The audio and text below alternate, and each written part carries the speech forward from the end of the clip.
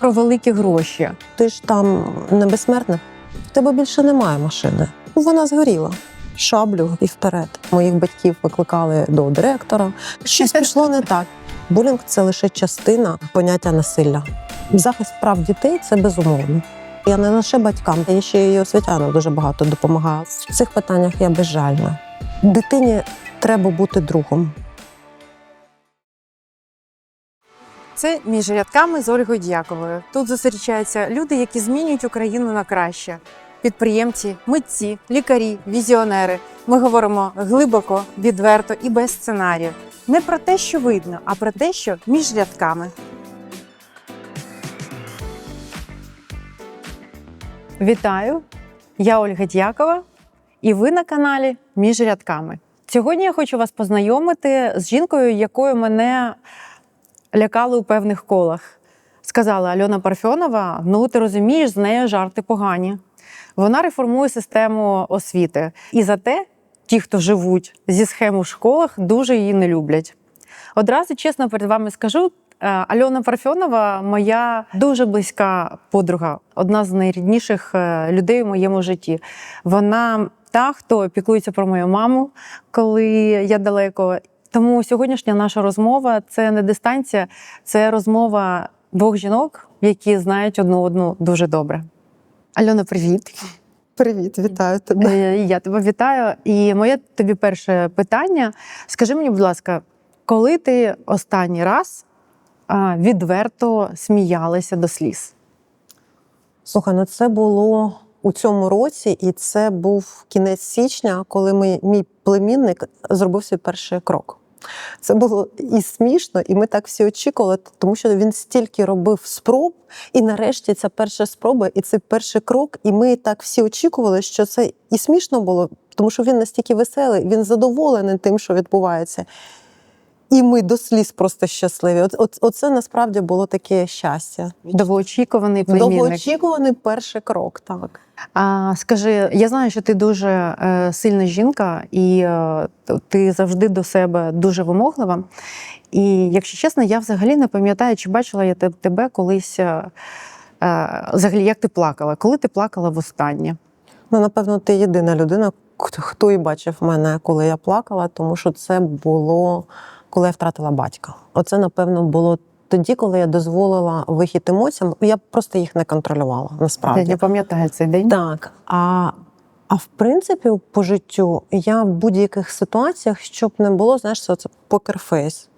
Неважливо, наскільки тобі неприємно, наскільки тобі боляче, наскільки ти хочеш втекти, але ти просто тримаєш цю хвилю, тримаєш цей стрій, потім можеш десь усамітнитись і, знаєш, там дати волю якимось там почуттям, емоціям. Можливо, це може бути там якась скупа сльоза через те, що, можливо, треба плакати, можливо, так стане легше. Легше не стає, тому ні.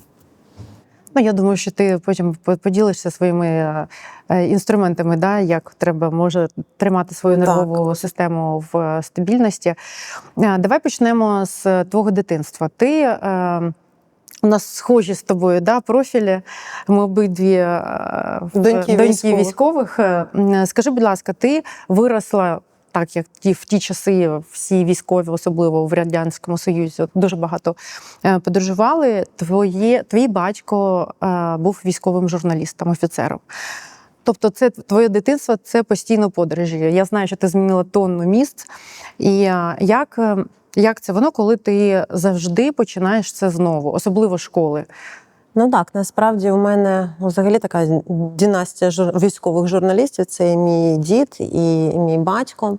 До речі, я цього не знала про діда. Так, да, Василь Маркович, так, він теж військовий журналіст, і він писав статті про війну в Афганістані.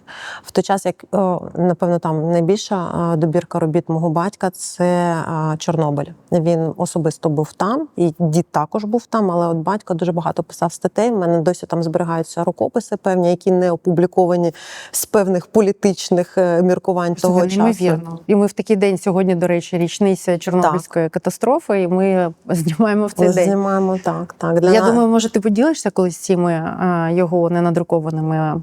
Можливо, так. Можливо, прийде час, коли ми зможемо там це опублікувати, буде розуміння всього цього, поки що, знаєш, деякі речі вони ще болять насправді, коли там розумієш певну історію життя. Але я тобі скажу, що саме важке, от при переїздах, це було саме нова школа, тому що це абсолютно новий колектив. Я вже не кажу про різні освітні програми на різних мовах, тому що там починала українською, потім російська, потім знову українська. А ще ж у нас так вийшло, що ми виїхали з радянської України, ми переїхали в Польщу на 4 роки, а повернулись вже в незалежну Україну. Абсолютно різний контекст. Але у мене так сталося, що я перші 2 роки вчилася в українській школі в Києві, і потім, коли я повернулася вже з Польщі, школа люб'язно мене взяла в той самий клас. Але ж, знаєш, я згадую ті часи і ті роки, коли я прийшла до школи, і ми не показали мій табель, там, мої оцінки, сказали, що ми їх втратили. Тому що у Польщі я абсолютно не вчилась добре, мені було не цікаво, я займалася чим завгодно, тільки не навчанням, моїх батьків викликали до директора. Ну, тобто, і навіть в Польщі я змінила 2 школи, ну, через те, що там певні були моменти, нас там з одного місця перевели в інше. Я теж змінила і там 2 школи. Тобто я, в принципі, змінила десь 6 шкіл. І це нові колективи або повернення в колектив, абсолютно вже інші твої однокласники, в них вже є свої лідери, неформальні, формальні, інші вчителі. І мені довелося, а ще я згадую, що ця школа була з поглибленим вивченням англійської мови, якою я точно не вивчала в Польщі. І коли я приїхала, мені доводилось працювати більше всіх, тому що мої подруги, вони були там відмінниці, і мені хотілося також бути в їх колі.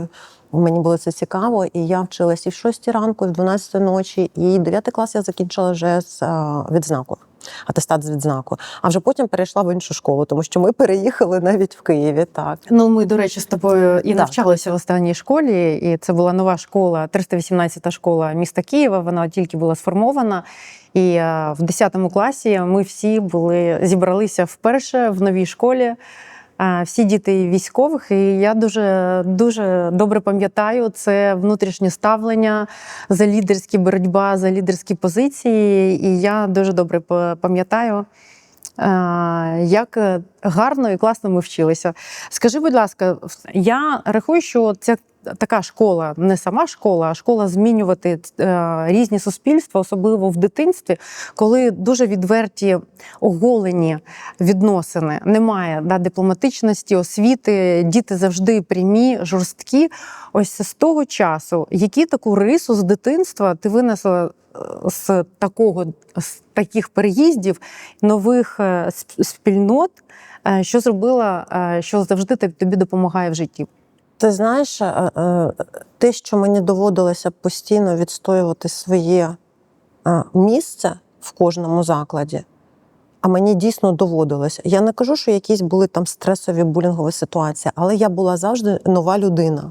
І мені треба було заводити друзів, спілкуватись. А ти вірно підмітила, що діти часом дуже жорсткі. Якщо вони помічають, що хтось може змінити їх усталений, їх ситуацію, їх спільноту, це загроза. І були такі моменти відторгнення. І мені доводилось вчитись. Ну, це все відбувалося інтуїтивно, скільки там, 13, 14, 16 років. Я інтуїтивно відчувала, що мені треба робити, щоб налагодити ці стосунки. Адаптивність. Ти розумієш, я постійно була в ситуаціях, коли мені треба було адаптуватись для того, щоб вижити, для того, щоб стати краще, для того, щоб щось досягти. От ця адаптивність, ця риса, яка мені допомогла виживати. Клас. Класні були часи. Да. Адаптивність – це дійсно та риса, яка допомагає відчувати себе у своїй тарілці будь-де. А особливо зараз у будь-якій державі, у будь-якому ком'юніті, не дивлячись на різність якихось культурних або соціальних відмінностей. Давай ми перейдемо. Я знаю, що твоя мама підприємка, і вона починала саме цю підприємницьку діяльність, коли були такі жорсткі 90-ті. Буремні 90-ті. Буремні 90-ті і про жіноче лідерство або про підтримку жіночого підприємництва взагалі не йшлося. Я знаю, що вона змінює там, як то кажуть, як у радянські часи всі звикли звичайну роботу на державу, вона змінює і починає бізнес. Я знаю, що ти дуже їй активно допомагала ще на стадії, коли ти вчилася в школі. І потім університет, ти активно включаєшся в сімейний мамін бізнес і достатньо рано народжуєш свого сина. Скажи, ти ще студентка, і у тебе немовля, і ти вчишся, отримуєш освіту, і ти вчишся бути бізнес-вумен, і бути бізнес-вумен в сімейному бізнесі достатньо, я знаю, твоя мама дуже така владна. Скажи, що тобі дало у ті 90-ті роки, що ти, як ти вміщала це все в одну людину? Ти розумієш, я сама навіть не знаю, як одним там реченням відповісти, тому що насправді от 90-ті, от зараз ми говоримо про жіноче лідерство, про підприємництво. А тоді, напевно, це був спосіб виживання, тому що ми приїхали ж з родиною з Польщі, і ейджизм тоді, насправді, це величезна була проблема для жінок. І вона в свої 45 років вона не могла знайти роботу. І вона вирішила, що треба так. Їй відмовляли, їй конкретно говорили, що вибачте, ви стара, і у вас ще й діти є, ви нам не підходите, діти боліють, а ви стара. От той ейджизм ми всі так дуже добре пам'ятаємо. І мама тоді вирішила розпочати власну справу. І мені просто було цікаво спочатку, розумієш? А потім, коли я зрозуміла, що я можу допомагати і торгувати, бути продавчинею в кіоску і ще заробити за тиждень канікул гроші і піти в Grand Gallery на Крещатику і купити собі ту річ, яку я хотіла, оце для мене була величезна мотивація. А потім я познайомилася з маминою бухгалтеркою, і оскільки я починала вчитися в Вадима Гетьмана, саме облік і аудит, вона каже, тобі практичні знання знадобляться, давай я тобі покажу, як це працює. І вона, мудра жінка, що зробила? Спочатку вона мене вчила, я отримувала в університеті теорію, вона мені показувала практику, а там був товарний облік, це був жах насправді там. І потім вона моїй мамі запропонувала таку ідею. Каже, давай я буду кожного місяця давати їй якийсь шматок роботи, і ти з моєї зарплати будеш платити їй роботу, якщо вона її виконала вправно, вчасно. І мені ця ідея сподобалася, і мамі ця ідея сподобалася. Так за півроку я стала бухгалтером на маминому підприємстві. А потім ми почали розуміти, що там просто кіоски – це далеко не все, що нам потрібно. Треба більш це просто роздрібна торгівля. Це просто роздрібна торгівля, маленькі мафи, так. Але це Але це початок. Тобто ви починали з такої з малого жіночого підприємництва, з роздрібної торгівлі, з кіосків, так? А далі, тому що я знаю, що ти успішна бізнес-вумен, і зараз в тебе достатня кількість і нерухомості, і інших видів бізнесів. Як ви до цього прийшли? Так, ми почали в 90-х роках з мамою саме з малого підприємництва, але зрозумівши, що це далеко не все те, що нам забезпечить наше майбутнє, нашу сім'ю, ми вирішили піти трошки далі. Ми ризикнули із кредитами, ми ризикнули з комунальною власністю. І на сьогоднішній день ми значно впевненіше себе вже почуваємо. Тому так, і це дає величезну можливість займатися іншими справами. От саме соціальним навантаженням, тим, яким я займаюсь. Є і консалтинг, окремо вже в мене мої власні проекти є, але так, починали з малого підприємництва. Да, я знаю, ви інтуїтивно, без MBA на своєму досвіду бачила цю еволюцію від маленького роздрібної підприємницької діяльності потім до нерухомості, до величезного супермаркету, до додаткових зараз консультаційних послуг. І ти, ти одразу так уводиш. Напевно, ми всі так вдягаємо броню, і коли ми говоримо про бізнес, але водночас тобі 20 з чимось років, ти дуже молода, ти студентка, і в тебе немовля на руках. І досить складні відносини з батьком дитини. Я все це дуже-дуже добре пам'ятаю. І тут йде ця еволюція, і ось Данило йде до школи. І в цей момент в тебе дитина йде в школу, і от поясни мені, як успішна підприємка починає трансформуватися в соціальну активістку, яка вболіває за прозорість в системі освіти. Ти розумієш, коли мене викликали на батьківські збори, це був перший і фатальний раз, напевно, для всієї системи. Я хочу тобі ще нагадати, що Данило навчається в тій самій школі, яку ти закінчувала, і закінчувала з відзнакою. Так, це саме та школа. Тобто рідна, і всі тебе там знають. І я тобі скажу, для мене це було основним. Я хотіла, щоб моя дитина з 1 по 11 клас навчалася саме в одному закладі освіти. Щоб він не мав цього досвіду переїздів, нових колективів і так далі. Ну, знаєш, як ти хочеш для своїх дітей вже там значно краще. Якщо в тебе того не було, то в нього я дам. В нього я дам йому, да. Тому що в мене не було, я це дам. І от тут, значить, 5 чи 6 клас, 6, напевно, був клас. І я ніколи не ходила на батьківські збори, чесно. Я, як всі, здавала гроші, там все, що казали, там, на штори, на крейду, в конверти і так далі. Абсолютно. Все ж спокійно, все нормально, система працює, все добре. І тут я приходжу на батьківські збори, а це не просто класи, це загальношкільні були. І директорка розповідає якісь жахіття про вкрадені кошти там. І знаєш, що мене здивувало в той момент? Сидить 60 жінок, ну тобто там 30 класних керівників і 30 батьків. І всі, як знаєш, як зомбі. Так, треба ще грошей, треба ще грошей. А я одна просто почала запитання ставити просто, коли, як, чого, а де поліція, а так далі. А на мене все дивляться, знаєш, як якусь міську божевільну, яка ти з директором розмовляєш. Це ж директор. Ну, з цього все і почалося. Я почала копати глибше, і, звісно, наша 318 школа пройшла аудит, як єдина школа, не як районне управління освіти, знаєш, а як саме школа. І, з'ясувалось багато всього чого, але, знаєш, це ж був супротив.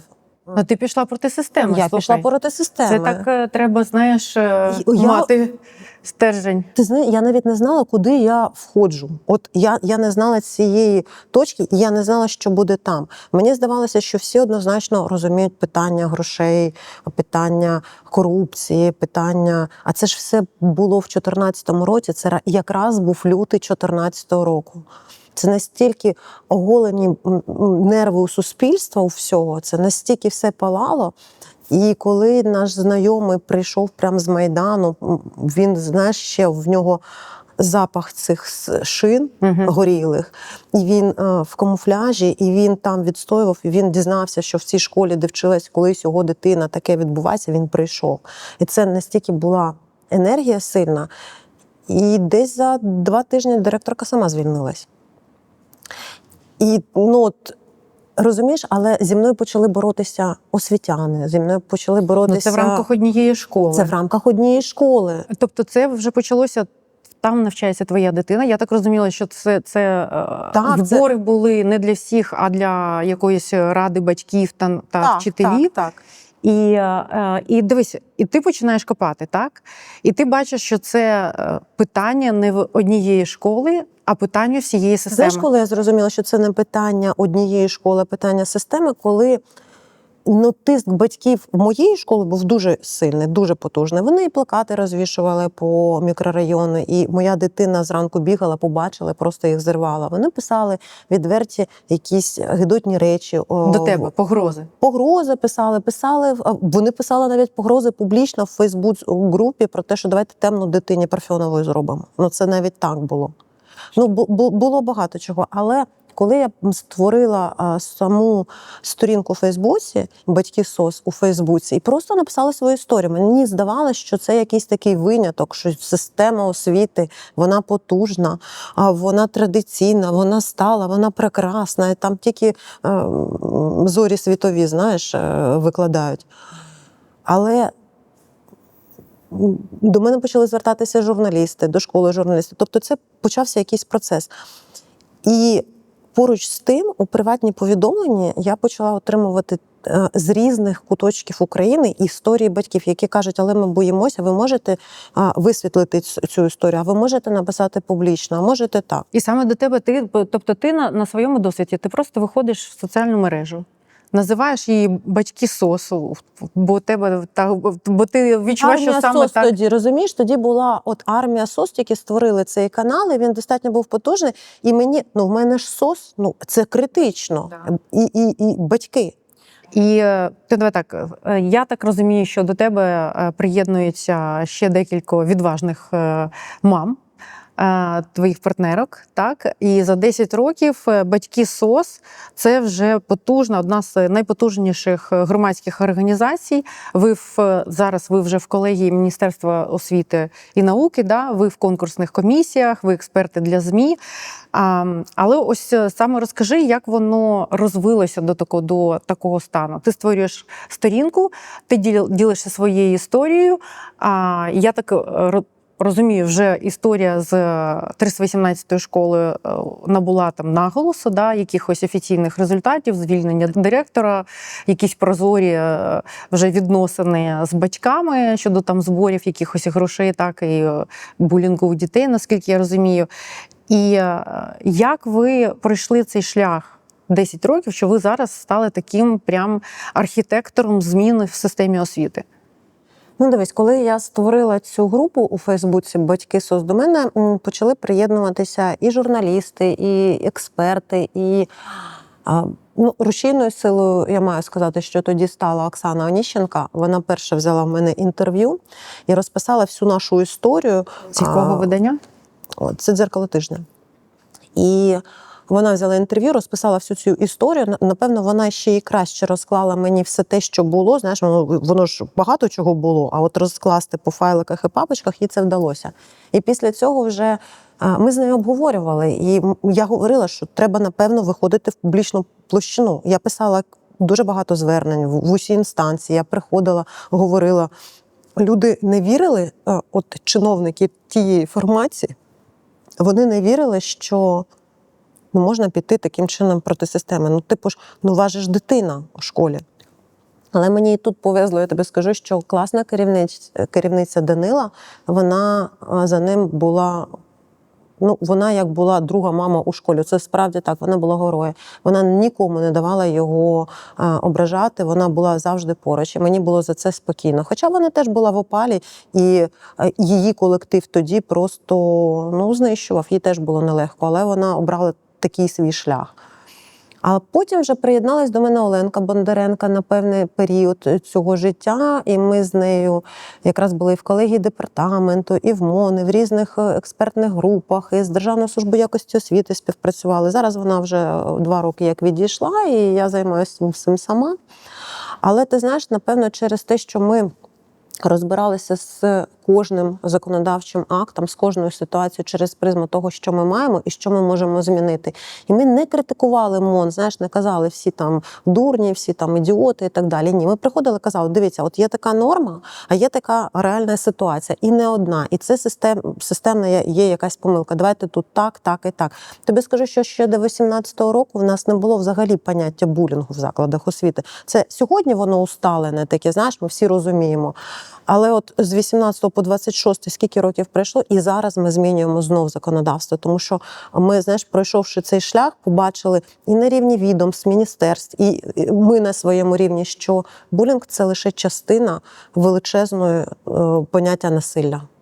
І от зараз ми все це унормовуємо, перероблюємо документи, більше бачимо, де були системні помилки саме того першого рішення і так далі. Але ти знаєш, напевно, наша сила і те, через що ми пройшли, це щирість і допомога. Мало хто знає, що я не лише батькам допомагаю, там судові позови писати, там і звернення, і заяви, і так далі. І ще і освітянам дуже багато допомагаю. Але вони мене просять не висвітлювати ці ситуації, коли ми там добилися якоїсь там перемоги через суд, або через управління освіти, або через департамент.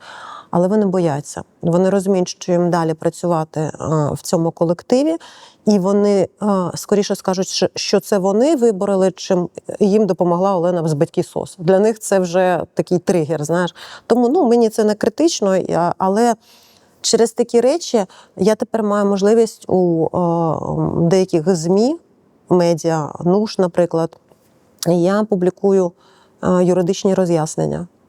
Це класно, що ти працюєш баланс. і з батьками, і з освітянами, тому що це все взаємопов'язана екосистема, Це екосистема, яка повинна бути гармонійною. Слухай, це все зовнішні прояви, і я справді дуже пишаюся, що ти створила таку потужну інституцію, яка змінює і систему освіти, і, напевно, якісь звички батьків по-іншому Так, це жити просвітницька місія однозначно в соціумі. в соціумі, особливо коли в тебе є діти, і ти повинен впливати і допомагати реформувати систему освіти.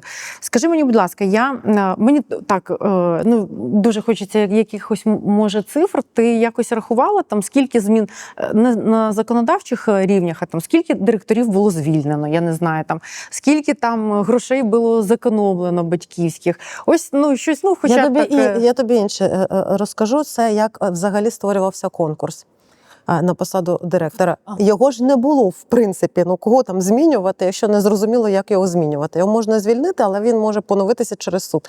А тепер зробили конкурсну пропозицію. І це було десь у 2015 році, в 2014-му. 14-15 рік, коли стало питання про те, хто ж стане керівником у 318-й школі. Звісно ж, всі хотіли людину, яка своя, яка там 18 років була поруч з тією директоркою, щоб вона наслідувала всі ці традиції, знаєш, все. Я кажу, ні, так не вийде. Я вам обіцяю костри і шини і соціальний бунт, але робіть конкурс. Вони мені всі кажуть, в управлінні, так нема ж конкурсу на посаду директора. Я кажу, так в інших інституціях є, а тут нема. Так а як ми можемо це зробити? Але технічно так і був певний конкурс, тому що розглядалась певна кількість кандидатур. Але тоді Ганна Сторостенко, вона тоді опікувалася саме напрямком освіти у Київській міській раді, і вона підтримала ідею, каже, давайте зробимо експеримент. І ми зробили тоді перші конкурсні комісії. Це справді був бум. А коли МОН тоді зрозуміли, що це працює, треба це, значить, якимось там наказом виписати, щоб імплементувати на всю країну. Виписали. Щось воно не дуже там, якось пішло. Не запрацювало. Воно запрацювало, але щось пішло не так. Якось вони по-різному почали трактувати ці конкурси і як і процедурні моменти. Саме головне – це процедурні моменти, тому що їх на місцях всі по-різному розуміли і всі вважали, що вони абсолютно праві. І тоді ми вирішили, що треба цю норму запровадити через закон. І зараз вже конкурс – це саме в законі про освіту. І тричі вже змінювали процедурні моменти. І я розумію, що зараз у нас воєнний стан, і зараз конкурси не проводяться, але їх треба відновлювати. Я вже бачу, де будуть ризики, і ми вже всі говоримо про те, що нам треба змінювати в 4-й раз. Але я дуже поважаю, коли є адаптивність системи до змін. Ми не просто там цементуємо щось, працює, не працює, але ми сказали, так і буде. А система має враховувати всі ризики, всі недоліки і змінюватись. І чим швидше, тим буде краще. Альона, зараз ми розмовляємо дуже з тобою так душевно, і розмовляючи з тобою і дивлячись на тебе, ти в такій гарній сукні, Валерія Ковальська, будемо її пригадувати, наша улюблена з тобою дизайнерка. Але я бачила, як ти виступаєш в сесійній залі в КМДА, як ти виступаєш на телебаченні, як ти ведеш дебати. І твій стиль достатньо жорсткий і часом дуже-дуже такий гострий. Інколи про тебе кажуть, з нею жарти дуже погані. І я дивилася, які там блоги, раніше особливо були, на освіта.ua дуже багато, там тебе називають і куском зла, і нетолерантною, і там чого тільки немає. Ось скажи, чому така тактика, да? І що за цим стоїть? Ця жорстокість, да, в цій системі? І особливо ти починала про це говорити. Чим ти заплатила за те, щоб вже бути таким потужним гравцем? Дивись, все, що стосується прав дитини, для мене все дуже однозначно. Я вважаю, що жоден дорослий не може мати будь-яких компромісів коли йдеться про захист прав дитини. Коли дитині погано, це безумовно, їй треба допомогти.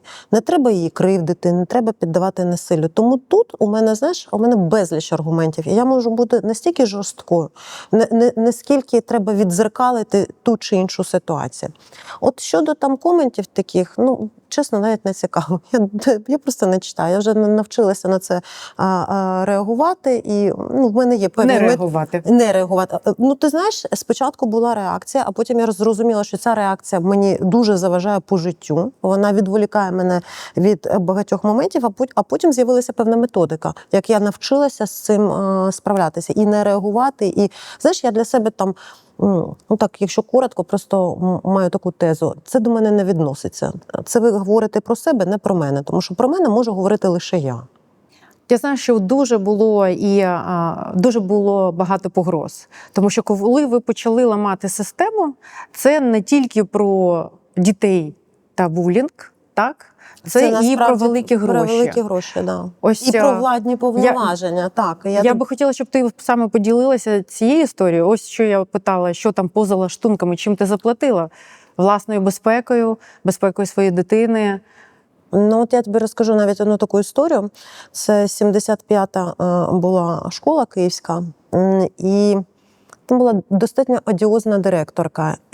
Ну, до речі, ви всі про неї читали, напевно, тому що це та директорка, яка в березні 22-го року здавала локації в Бучі.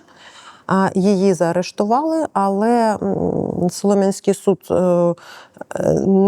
не вважав за потрібним тримати її під вартою, вона втекла в Росію. Зараз вона в Росії прекрасна директорка закладу освіти. Але тоді, коли ми там відстоювали цю школу з батьками, її чоловік дзвонив, і ти знаєш, ну, звісно, це номер анонімний, як завжди, да? І ну, тоді мені, напевно, стало перший раз страшно, коли він... Ну, це знаєш як? Це 30 секунд страху, а далі дії. І коли мені кажуть 12 ночі, що ти ж там не безсмертна, в тебе ж дитина є. В такому класі він вчиться, в такій-то школі.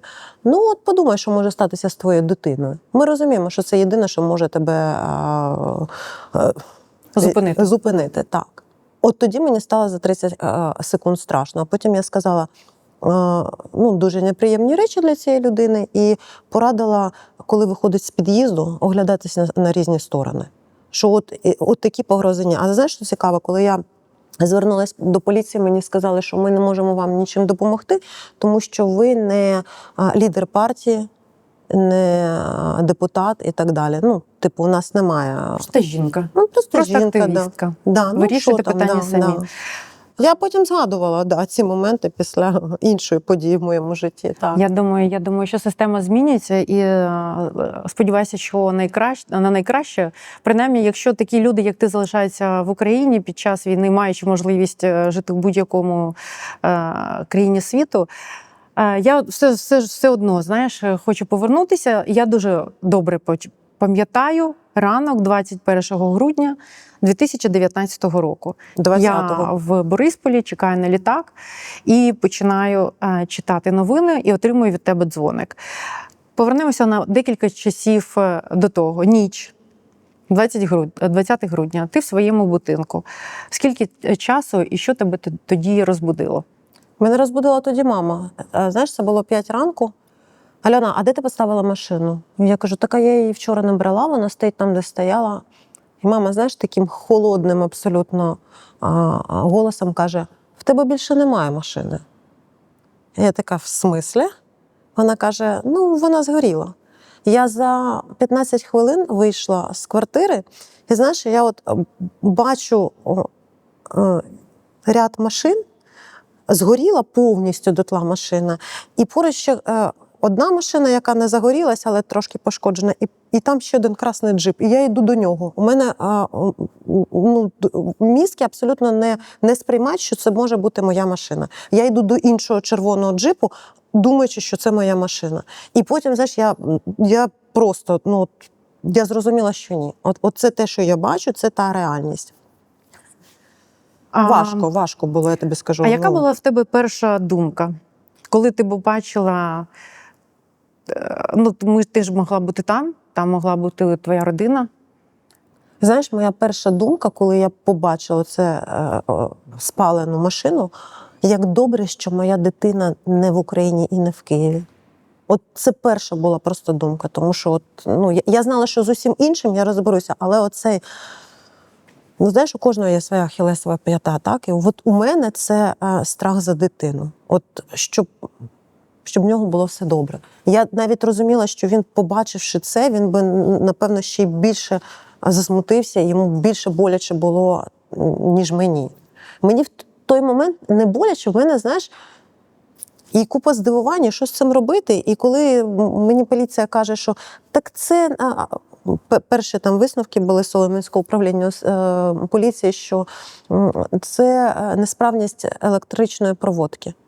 І тільки після того, знаєш, мені повезло. Ну, це не стільки повезло, скільки системна робота. У нас просто було відеоспостереження, і воно якраз було на ту парковку, де стояла моя машина. І коли ми на відео показали людину, яка підійшла з пакетом, кинула під заднє колесо, потім ще щось кинула, і вона просто спалахнула, а потім ще раз.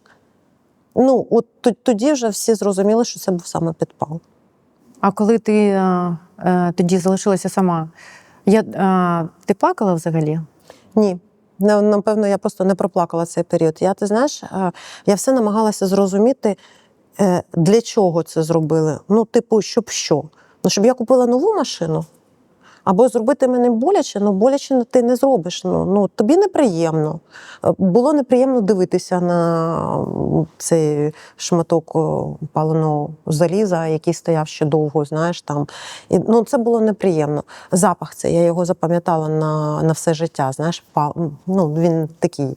А скажи, в тебе страх є? Ти водиш зараз?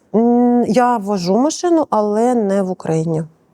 Тобто з того часу ти за кермом? З того часу я думала купити машину, але мене щось зупиняло. І, чесно кажучи, напевно, що це може повторитися.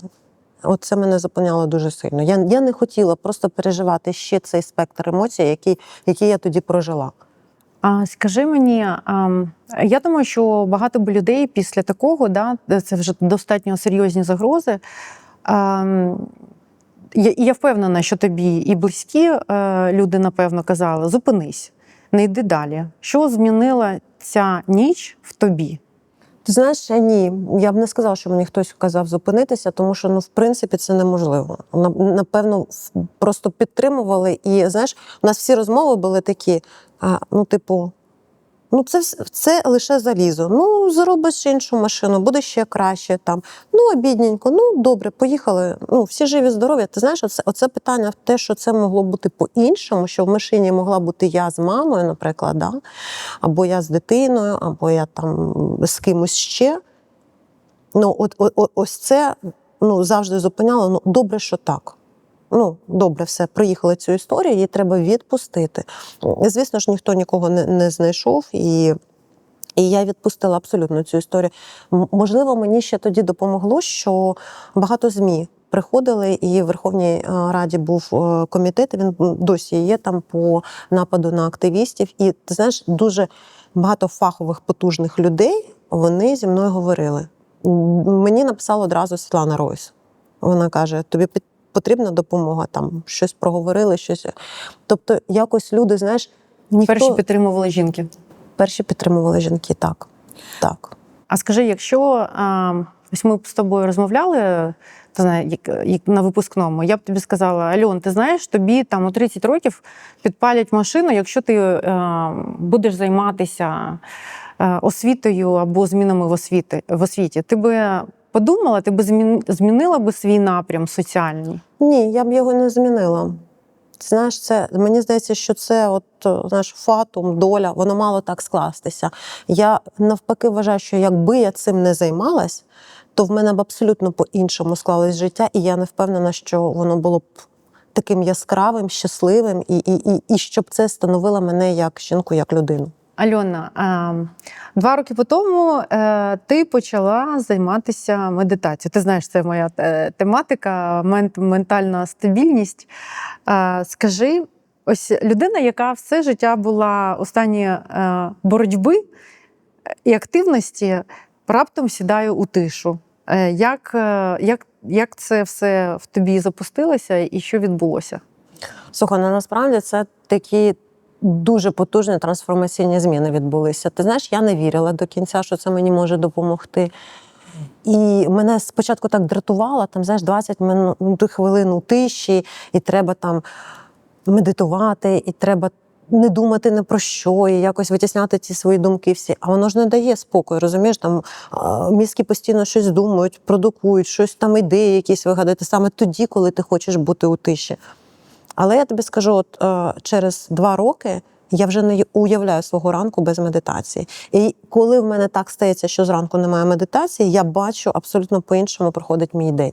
Тобто це така внутрішня сила, це така внутрішня опора, коли ти розумієш, я в повітряній тривогі нормально медитую, знаєш, там в укритті, там я сяду, якщо ми там, знаєш, це зранку відбувається, тому що от мені дуже подобається саме зранку. Тобто ти день свій починаєш з медитації, ти налаштовуєш себе на абсолютно інший хід подій.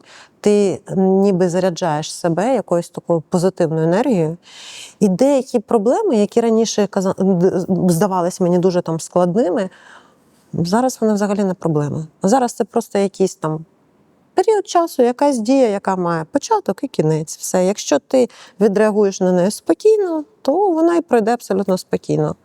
Альона, я вчора передивилася твої інтерв'ю, яким більше ніж 2 роки, і зараз і просто зміни на обличчі, як то кажуть. Ти більш м'яка, ти жіночна, ти класно виглядаєш. Скажи, дай інструкцію, поділися. Оля, ну в першу чергу це медитація, тому що, знаєш, це має стати такою рутинною щоденною. Це як чистити зуби. Ну, ми не уявляємо вийти на вулицю, там зранку встати, обов'язково треба почистити зуби. От зранку встати, почистити зуби і помедитувати. Оце просто має бути у кожному по життю. І друге – це спорт. Без спорту не буде нічого. Якщо ти хочеш мати якісне життя, от фізично бути активним, розумово бути активним, спорт має бути 3 на тиждень. Якщо більше, окей, тому що я зараз для себе відкриваю біг. Тобто, нарешті, я відірвалася від бігової доріжки. Я не просто вже ходжу, я вже почала бігати, 20 хвилин в мене вже є, але в мене наступний крок, як тільки потепліше, я вийду на вулицю. Я дуже хочу починати день медитації, біг, а далі вже все інше. Тобто я хочу трішки ще свій день, знаєш, зорганізувати. На цьому моменті я встала і вийшла з зали. Альон, а давай, ми ж можемо з тобою на всі теми говорити. Скажи з тобою так. Я просто спостерігала, ти ж завжди, коли разом з подругами, ми знаємо про приватне життя все і завжди. Я знаю, що ти дуже яскрава, але я знаю, що в тебе був не один брак, і взагалі твоя приватне життя, воно завжди було дуже-дуже брехливе. Ти дуже емоційна, дуже вмієш закохуватися один раз і на все життя. А що зараз в тебе відбувається? А зараз в моєму житті теж кохання. І це з перших днів війни.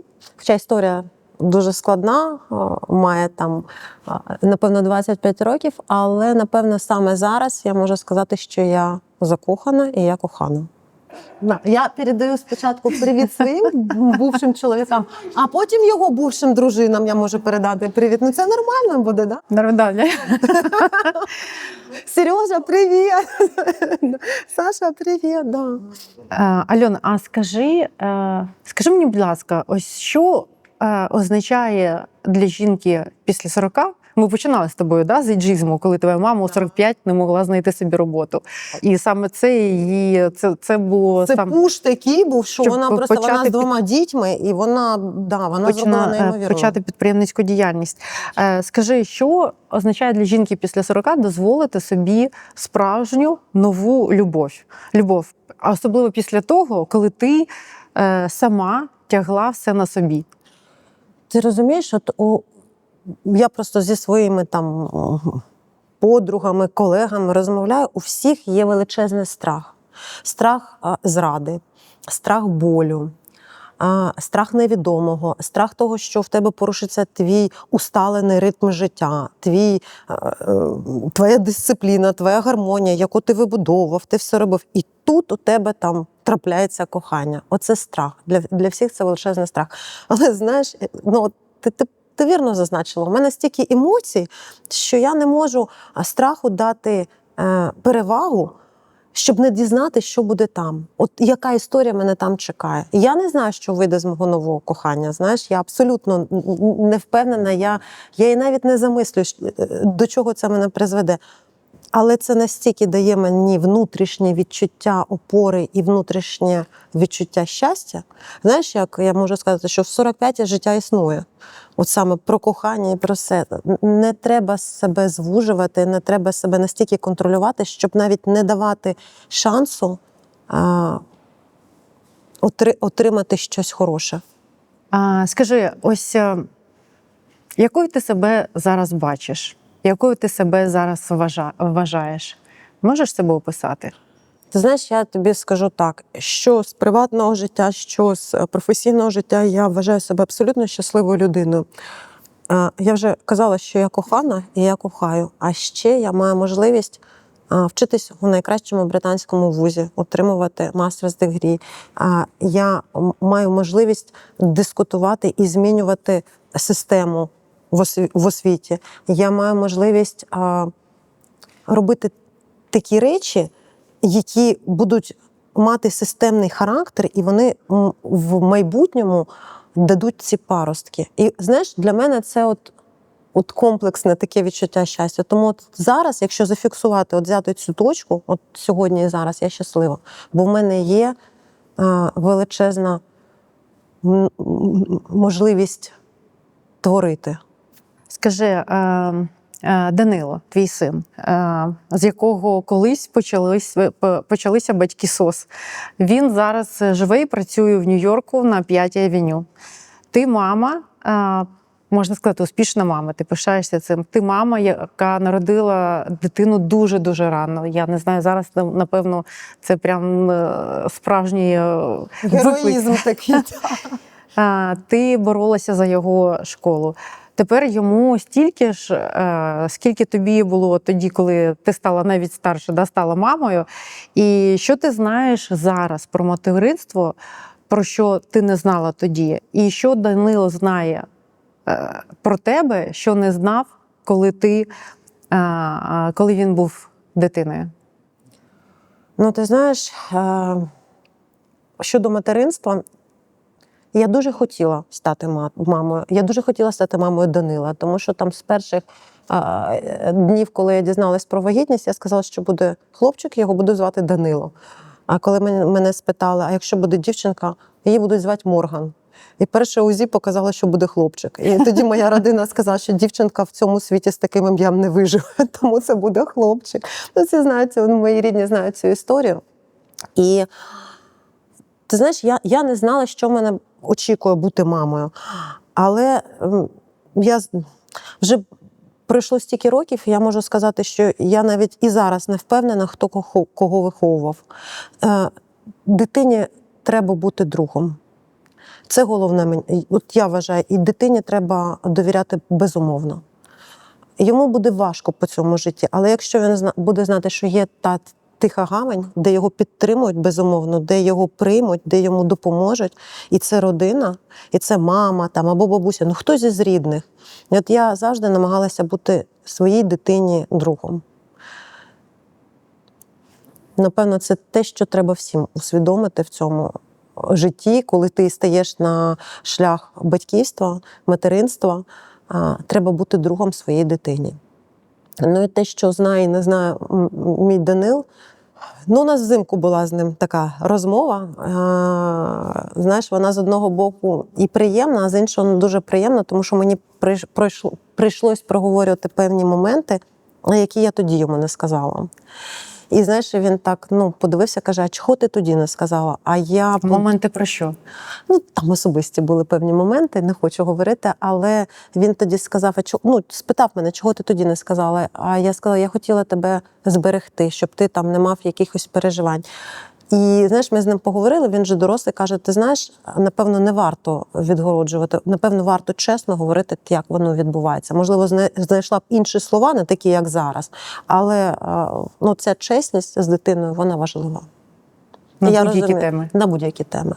Альоно, у світі громадської роботи є правило, що хто бореться з системою, сам стає системним. Частиною системи, так. І частиною системи. Хто довго воює, сам стає воїном. І ти знаєш, що жорсткість, вона заразна, а ти жінка, яка 10 років б'ється з однією з найкорумпованіших систем в Україні. Але ти тепла, ти жіночна, ти ніжна. От чи були в тебе моменти, при яких ти цю м'якість втрачала? І коли ти ставала тим, проти чого борешся? Ну, я тобі скажу так, коли питання захисту дітей, коли, знаєш, ти бачиш відео, вчителька витирає ноги об голову дитини, а тобі кажуть, не все так однозначно, напевно, дитина довела цю вчительку. І от тут, от, знаєш, у мене просто, я шаблю і вперед. Я не можу по-іншому. Я не розумію, чому дорослі, побачивши таке відео, можуть робити якісь припущення, що це якась норма. Ти знаєш, таких відео дуже багато. От коли викладають і коли починається обговорення, або мені доводиться, там батьки просять мене представляти якісь інтереси, і ми там, ну, їх інтереси, наприклад, у школі, або в поліції, або в суді і так далі. І коли ти бачиш дорослих людей з системи, які кажуть, не все так однозначно, треба розібратись. Я кажу, от відео, от дитина, яку побили, або яку просто цькували, що ви ще хочете розбиратися? Ну про що ви? От в цих випадках у мене, знаєш, немає жалю абсолютно до людей, які намагаються якимось чином викривити реальність і ситуацію, які готові, знаєш, себе прикрити за рахунок дитини, знищуючи родину, дитину. І ти знаєш, я просто переконана, що всі проблеми у дорослих – це травми з дитинства. І школа – це як фабрика цих травм вже, знаєш. І, ну, коли, знаєш, сміялись, там писали, я Іван, травмований школою, я хочу про це поговорити. Ну, правда. Насправді, от скільки психологів кажуть, що саме от в дорослому житті починають розбиратися, і дуже часто так виходить, що діти отримали ці травми. Тому от в цих питаннях я безжальна. І я не буду змінювати себе. Абсолютно. Я не вважаю, захист прав дітей – це безумовно. Все. І дякую тобі за це. Скажи, а що ти знаєш про реформи української системи освіти, про те, про що ніхто не знає? Ну, щось я так і знаю, але, знаєш, напевно, моя цінність для тих полісімейкерів і реформаторів, те, що я знаю, я скоріше допоможу виправити, а не піду публічно про це говорити. Знаєш, оця порядність в off-records, коли з тобою говорять, тобі довіряють і точно знають, що ти допоможеш, знаючи цю проблему, а не підеш хайпувати і... Ну, але для всіх, напевно, треба сказати, що переписати якийсь закон або написати якийсь новий закон – це далеко не все. Є політична доцільність, є консенсус, компроміс. От такі слова, вони такі пафосні, але насправді, якщо треба щось виправити, а в тебе тягнеться за цим ще дуже багато чого, це неможливо. Тому, знаєш, здається, публічно в суспільстві, що дуже просто, ну що там, взяв, переписав закон, щось. Ні, це дуже непросто. Ти знаєш, ми прийшли до питання, а що таке, можеш тоді, ти сама почала вже цю тематику, я не думала, що ти туди підеш, екосистемна архітектура у мові реформатора. Можеш описати і просто простими словами, щоб нам всім було це зрозуміло? Важко, але спробую. Екосистема... Школи, розумієш, школа – це лише одна частина цього процесу освіти. І якщо взяти конкретну школу, екосистема – це в найкращих інтересах дитини. Це якщо дуже коротко описати. Тобто вся система має діяти в найкращих інтересах дитини. Це і про безпеку, і про освіту, і про все, що тільки можна. Оце буде екосистема. Ми її зараз вибудовуємо. Тобто про те, що дитина має мати доступ до закладу освіти, і це якщо початкова школа, то це має бути дуже близько. Дитина має бути у безпеці, як у безпеці психоемоційній, так і у безпеці укриття. життя, якість освіти. Тут теж, знаєш, накладається отак от все. І от зараз Нова цінність в освіті. Нарешті. все це накладається, і все це має мати нормативно-правові документи. А ще й наш вступ в Євросоюз. А нас там є теж певні обмеження, обтяження і зобов'язання. І от наше те законодавство, яке було, те, яке ми зараз виписуємо з реформами, те, яке ми мусимо імплементувати в нашу систему, оце все, ця екосистема нормативно-правова забезпечує екосистему в найкращих інтересах дитини в закладі освіти. Якби ти могла зараз сказати щось одне усім українським жінкам, які зараз думають, я не активістка, я просто мама, я не зможу, мене ніхто не послухає. Що б ти їм сказала? Я б сказала, що ви точно не знаєте свій потенціал і варто вірити в себе. І від ідеї до дій – це насправді не великий шлях. Просто прокиньтесь зранку і свою мрію починайте здійснювати крок за кроком. І рівно через рік ви побачите вже перші паростки того, що ви зробили от з самого першого дня. Альона, у нашому каналі є постійне запитання, що ти зробиш сьогодні сама для себе після нашої розмови. Не в батьках СОС, не в роботі, а саме в собі. Напевно, знаєш, над чим я зараз працюю? І сьогоднішня наша з тобою зустріч, вона мене наштовхнула, що мені треба менше контролю і більше дати, знаєш, довіритись простору, знаєш, трішки відпустити. Мені насправді дуже треба трішки пригальмувати. Але це не в тому, що я буду менше щось робити, а це в тому, як я буду це робити. Якісь якісних змін мені зараз хочеться. І оскільки я зараз трошечки ще свій фокус зміню в наукову роботу, от мені там хочеться цієї тиші, цього простору для себе, от мені хочеться цього заземлитись, трошечки заземлитись. Дякую тобі. Відчути себе. Да? Влучно відчути себе. Так, і наша друга рубрика – 3 речі, які змінили твій погляд. Книга, місце і людина. Так, щодо книги, це «Божественна комедія» Данте Аліг'єрі. Книга, яка мене дуже вразила, це була «Божественна комедія» Данте Аліг'єрі. Тим паче, я її прочитала минулого року, і я не просто її прочитала, я ще передивилась 40 відео лекцій одного нашого українського професора, який повністю розклав це все. Ти знаєш, я просто таке було задоволення, таке відчуття, що я щось прожила. Я з цими лекціями я прожила щось. І вона дуже змінила багато чого в мені. Клас. Це розуміння Всесвіту, розуміння себе. Ти з нами поділишся посиланням на ці лекції, ми їх відмітимо. Так, місце? Рим.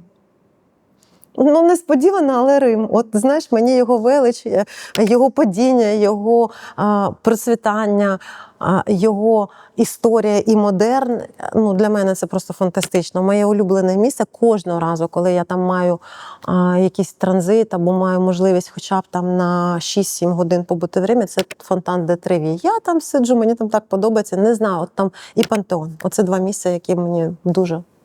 Скинеш фоточки, ми так докладемо. Да. І людина? Ти знаєш, не скажу, що це одна людина, тому що це була спочатку моя мама, яка вірила в мене безумовно, а потім це мій син, який, виявляється, знає мене зараз краще, ніж я сама. Клас.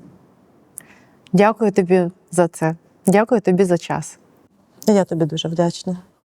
Я слухала Альону і думала ось про що. Що у нас в Україні є особливий тип жінок.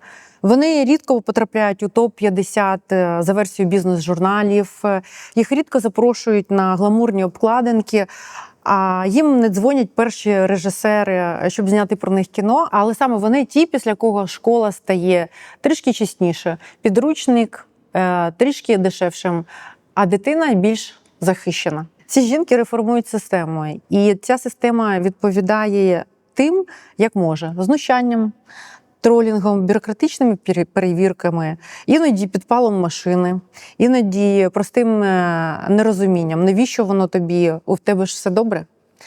І є жінки, які реформують систему. Їм ніколи не дякують, ними лякають. Дивись, не поводься погано, бо прийде Альона Парфьонова, як мені колись казали.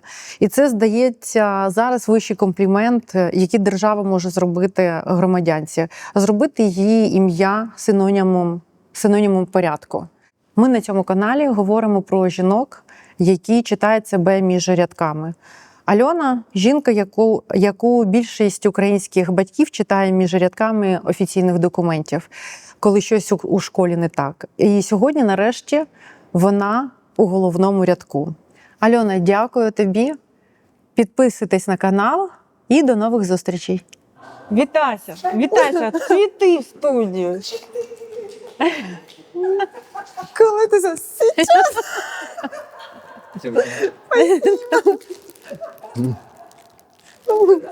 Так, ну все, давайте.